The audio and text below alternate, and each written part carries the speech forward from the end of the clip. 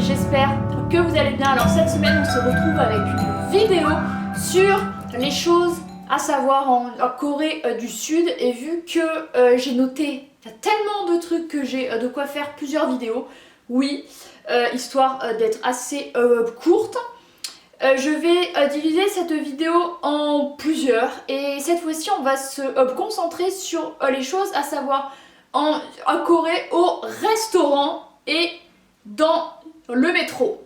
Très important, je pense que ce sont des points assez intéressants à savoir et des choses à savoir puisqu'elles sont très différentes de la France. Donc on commence avec les choses à savoir au restaurant. Alors quand j'y étais, bien sûr, il y avait encore bien le Covid et tout ça. Donc en plus du papier à montrer pour prouver notre vaccination en tant qu'étranger à touriste, donc sans visa, on devait appeler un numéro. Ça c'était systématique, qui en fait nous traçait et savait où on était, à quel moment, pour s'il y avait quelqu'un d'infecté par le virus, pour qu'on puisse être joint et qu'on puisse faire un test, et pour limiter en fait l'épidémie. Ça a plutôt bien fonctionné, c'était quelque chose qui était très respecté.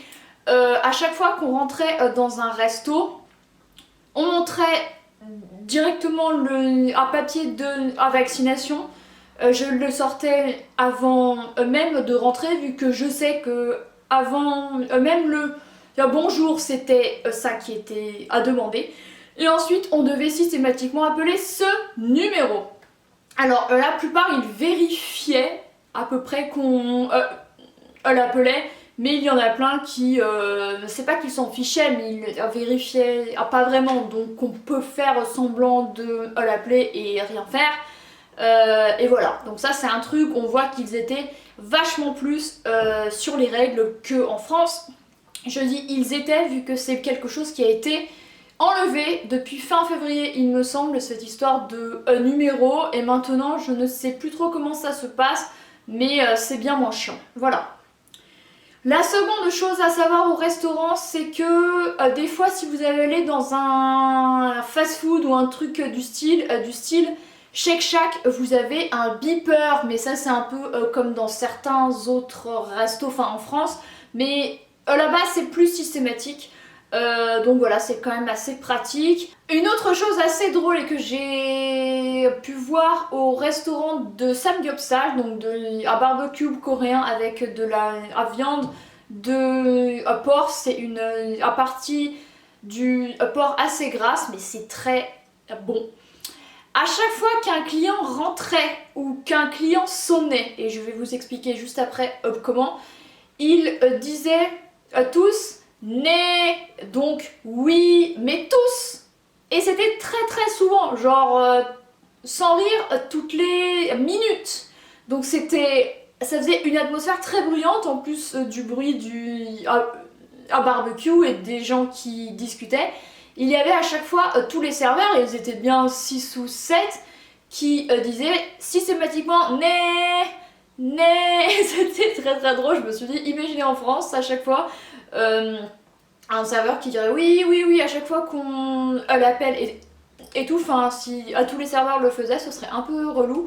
Et il le faisait, alors c'était pas systématique, mais dans certains restos, dans certains endroits, quand un client rentrait dans le restaurant, c'était 안녕하세요 고객님, donc bonjour à monsieur le client quoi. Et certains le faisaient, et c'était assez spécial quoi. Vraiment on voit que il y a un peu ouais, le respect, mais plus quoi. Quelque chose aussi à savoir, et que j'avais su avant, de donner les choses à deux mains, que ce soit la carte bleue ou le billet. Alors moi j'ai cru qu'il serait, enfin j'ai cru que ce serait quelque chose que je verrais plus souvent, mais en général je le donnais à deux mains ou à une si je m'en souvenais, si flemme ou quoi.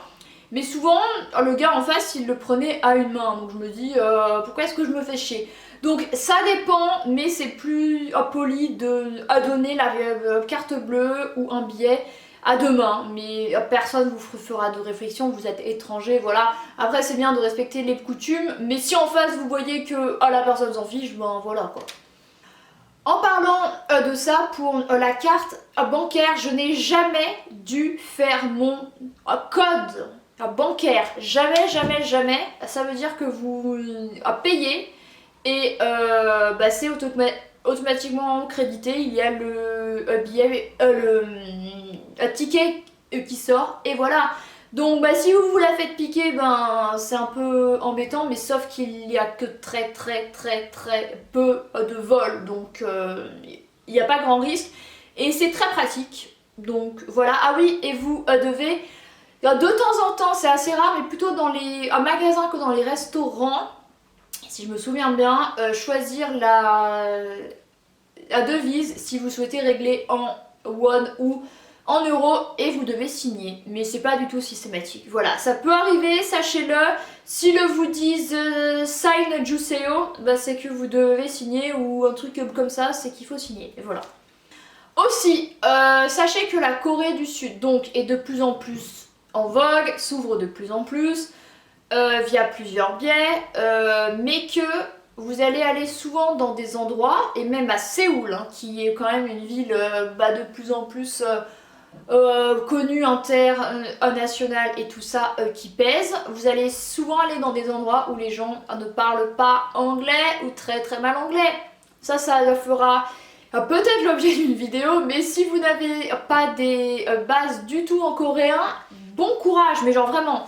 Apprenez la base, comment on dit genre un verre, comment on dit les plats de base. Si vous savez lire le coréen, c'est mieux parce que souvent Alors souvent, j'exagère, on va dire car 30% du temps les menus ne sont pas traduits du tout. Ça veut dire que c'est tout écrit en coréen, donc si vous ne savez pas le lire, c'est la merde. Mais si vous savez le lire sans le comprendre, c'est pas très utile non plus. Donc ouais, avoir des bases, je vous jure que ça vous aidera. Moi à plein de reprises c'était limite, alors que j'apprends le coréen depuis 2 ans, voilà, que j'ai un niveau intermédiaire je pense. Donc pour les gens qui ne le parlent pas du tout, je pense que ça peut énormément les bloquer. Alors au resto ça va encore, mais il y a dans d'autres situations où ça peut vraiment bloquer. Donc ouais, c'est pas ça quoi. Une autre chose, ah oui, très fun, et ça c'est au barbecue coréen, j'ai vu ça 3 fois il me semble. C'est en fait vous avez des chaises, c'est des espèces de tabouret rond, donc à hauteur de la table sans aucun souci. Et en fait vous soulevez le tabouret, donc juste à l'endroit où il y a le coussin. Et vous mettez votre veste à l'intérieur, vu qu'il n'y a rien pour la mettre, vu qu'il n'y a pas de dossier comme cette chaise-ci. Et je me suis dit, mais c'est tellement ingénieux, c'est tellement pratique. Qui a pensé à ce truc? Et la Corée, je vous jure, ils sont pratiques, c'est un truc de fou. Donc ça, vraiment, pensez-y, regardez bien votre chaise, enfin votre tabouret plutôt. Et souvent, il peut se soulever, et surtout en plein hiver, quand vous avez plein d'affaires, c'est méga pratique. Sinon, vous avez également des porte-manteaux, c'est assez fréquent, plus qu'en France, je trouve, ou du moins des patères où vous pouvez mettre votre manteau sans problème. Ça, c'est un truc que j'ai vu quand même assez souvent. Ensuite, les choses à savoir dans le métro. Alors, bien sûr, le métro à Séoul est hyper propre. J'ai rarement vu un métro aussi propre, à part à Tokyo, à Barcelone, où il était très propre également, et à Porto. Mais Séoul, il est très propre. Donc ça, c'est très agréable. Il n'y a absolument aucun papier qui traîne. Absolument aucun chewing-gum, aucun mégot, enfin rien, c'est ultra propre. Et on voit très souvent les agents d'entretien qui font le ménage. Et notamment ce que je voyais très souvent, surtout avec le Covid, c'était des employés qui nettoyaient les... Alors comment ça s'appelle? Les rampes des escalators, où vous mettez votre main, enfin où je ne la mets jamais parce que c'est dégueulasse. Et il le nettoyait super souvent.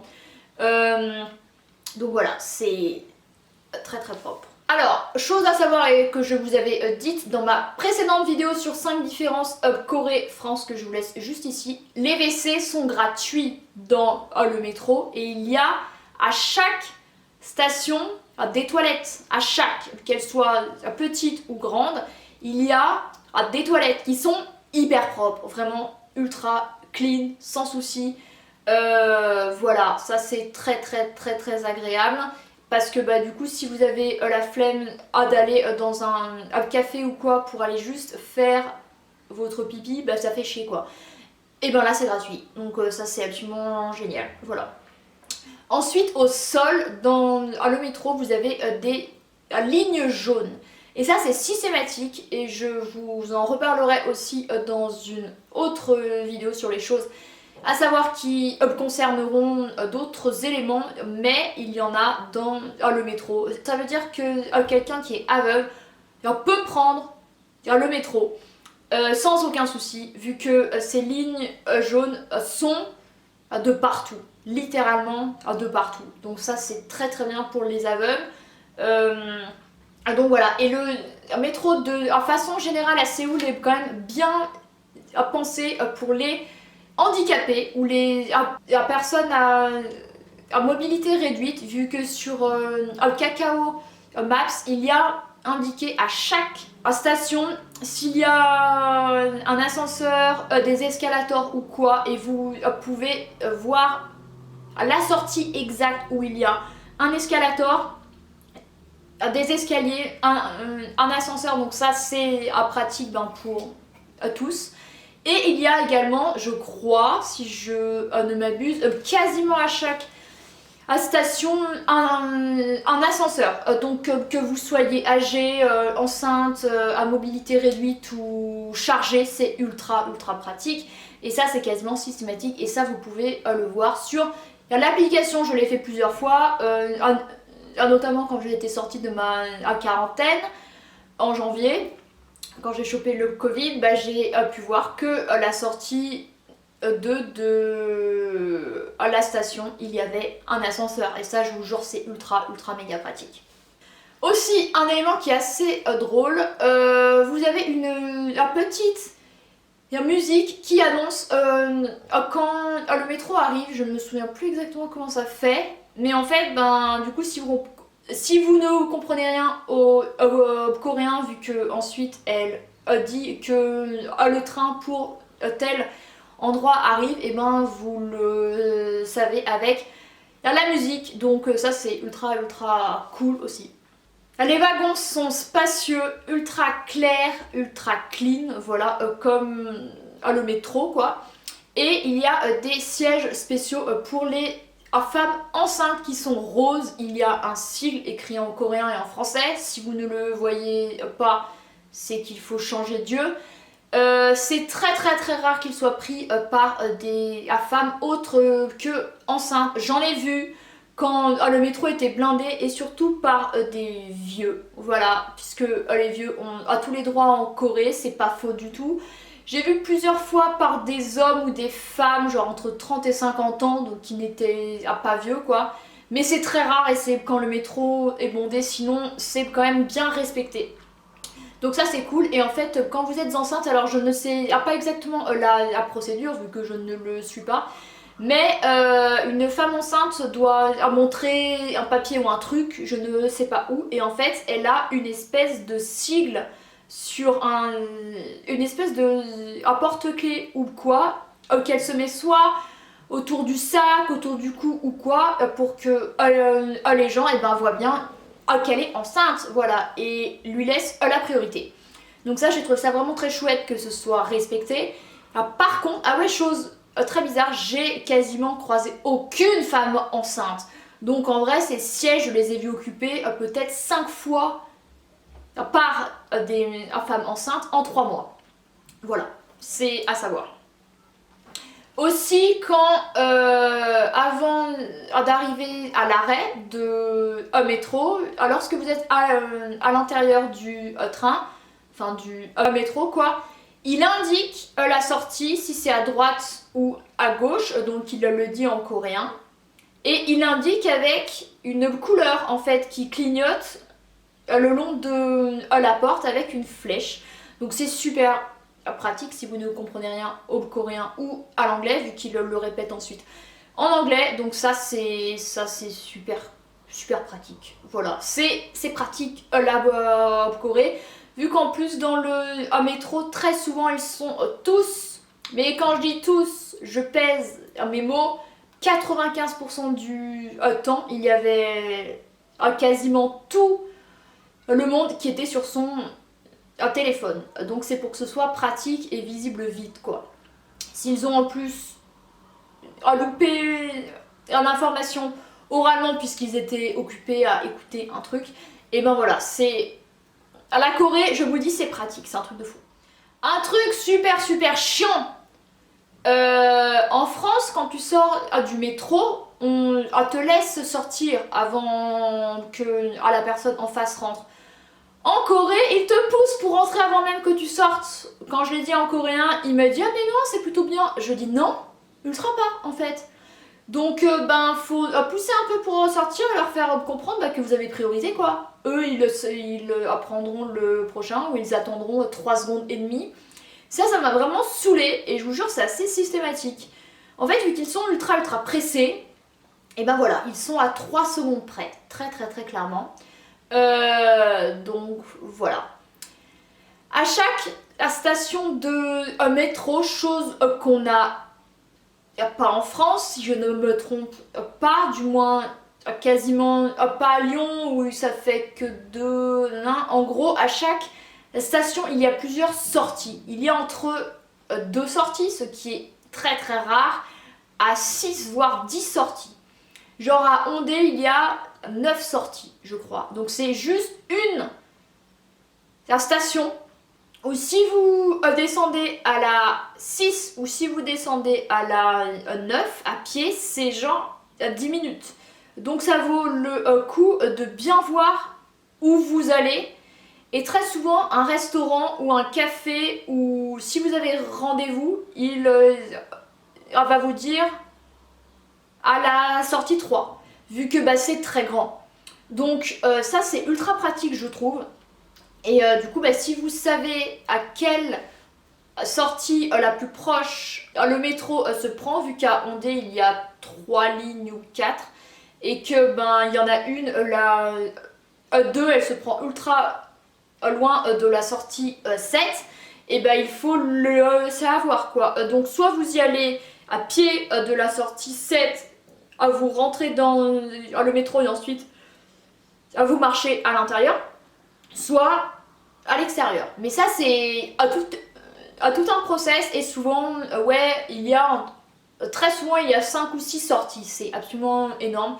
Donc du coup c'est bien pratique de voir exactement où vous allez, et sur un Kakao Maps à chaque fois il y a écrit, donc c'est méga pratique, je vous dis c'est pratique.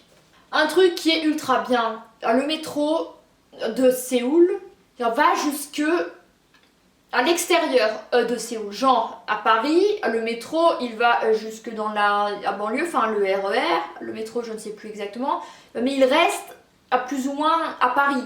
À Lyon c'est à peu près, enfin il a dessert Vénissieux, à Dessines et tout.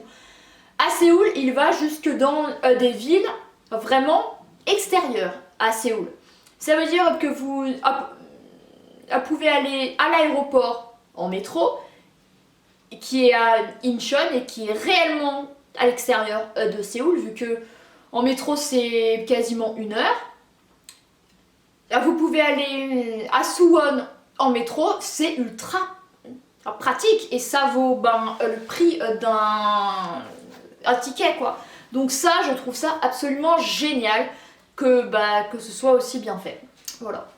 Pour le métro, lorsque vous avez un changement, ça veut dire que vous prenez à 2 ou 3 ou plus de métro, vu qu'à Séoul il y a énormément de lignes, mais le trafic est assez clair.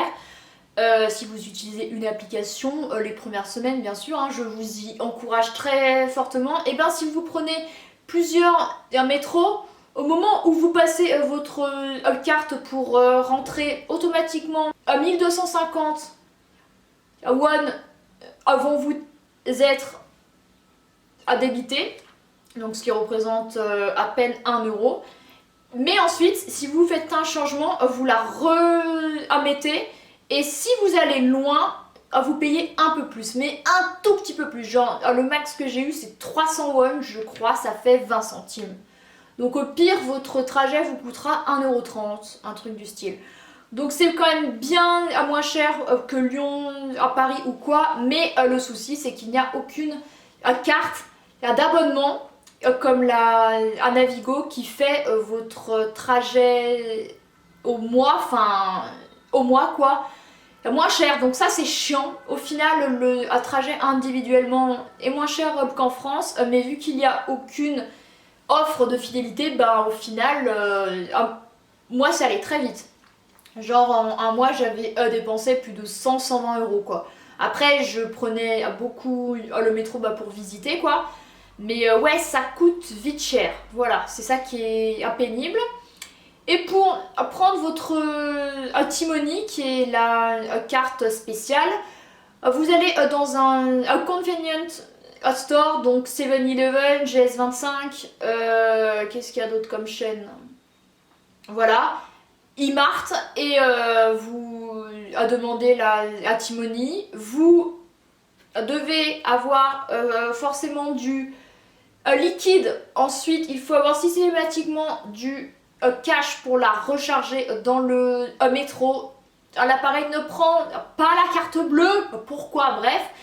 Et en fait, vouloir recharger à l'intérieur du métro. Et bien sûr, lorsque vous l'achetez, vous mettez des sous quoi, une première fois.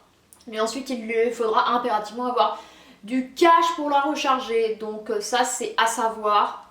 Vérifiez bien, ça c'est un truc très chiant sur l'application Kakao Maps. Souvent il y avait écrit le terminus ou la destination, sauf que lorsque vous arrivez devant le métro, enfin devant la plateforme, il y a écrit l'arrêt suivant et il n'y a pas écrit du coup la direction ou pas toujours.